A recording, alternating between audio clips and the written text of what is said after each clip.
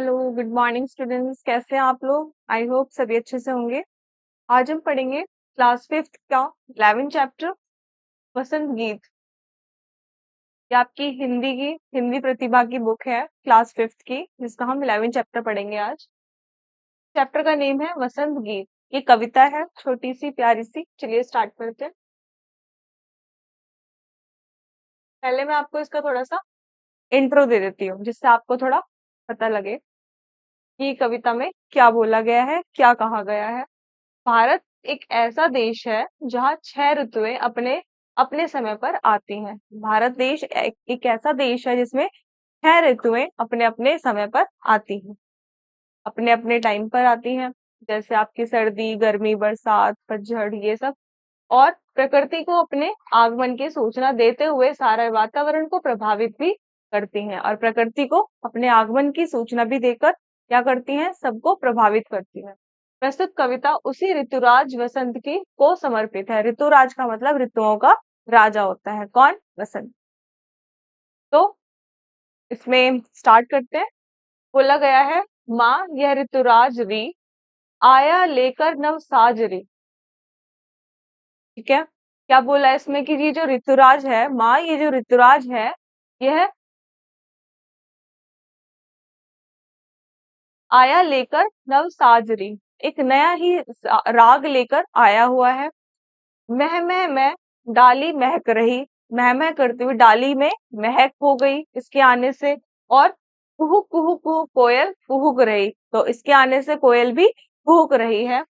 संदेश यानी कि मैसेज, मधुर जगती को वह, यानी कि कुछ संदेशा लेकर आई है। देती वसंत का आजरी, तो वसंत ऋतु कुछ संदेशा लेकर आई है। माँ यह वसंत ऋतु राजरी, ये जो वसंत ऋतु राज है ये कुछ संदेशा लेकर आई है। वसंत ऋतुराज यानी कि ऋतुओं का राजा।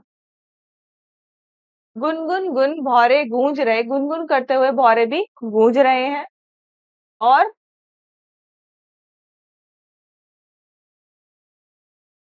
सुमनों सुमनों पर घूम रहे हैं, यानी कि सुमन मीन्स होता है पुष्प, फूल। तो एक फूल से दूसरे फूल पर, दूसरे से तीसरे फूल पर, इस तरह से घूम रहे हैं भौरे। और अपने मधु गुंजन से कहते छाया वसंत का राजरी, और अपने जो मधुर गुंजन है, अपनी मधुर वाणी से वो क्या कह रहे हैं? छाया वसंत का राजरी। छाया वसंत की जो राज है, जो राज है उसका वो बता रहे हैं। माँ यह वसंत ऋतु राजरी।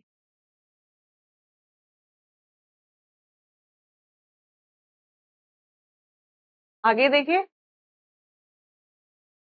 अपने मधु गुंजन से कहते छाया वसंत का राजरी, यानी कि अपने जो मधुर गुंजन है, मधु गुंजन, उससे उसका राज बता रहे हैं। माँ यह वसंत ऋतु राजरी, कौन बता रहा है? ये वसंत ऋतु राज। मृदु यानी कि मीठा, मंद यानी कि धीरे धीमा, किसी भी चीज को हल्का हल्का। और समीरण सड़सर, यानी कि जो धीरे धीरे सड़सर करते हुए, रहता रहता सुरभित होकर, ये सुरभित होकर जो ये हवाएं हैं ये सड़सर सड़सर बह रही हैं। और करता शीतल जगती का तल, तल मतलब पृथ्वी होता है, और शीतल मतलब ठंडा पहुंचाना, ठंडक देना। तो ये शीतल जगती का तल अपने स्पर्शों से, यानी कि टच करके, मतलब अपने स्पर्शों से, जैसे उसे क्या कर रहा है, आज उसे शीतल कर दे रहा है, पृथ्वी को शीतल कर दे रहा है। ये वसंत। तो माँ यह वसंत ऋतु राजरी। आगे देखिए।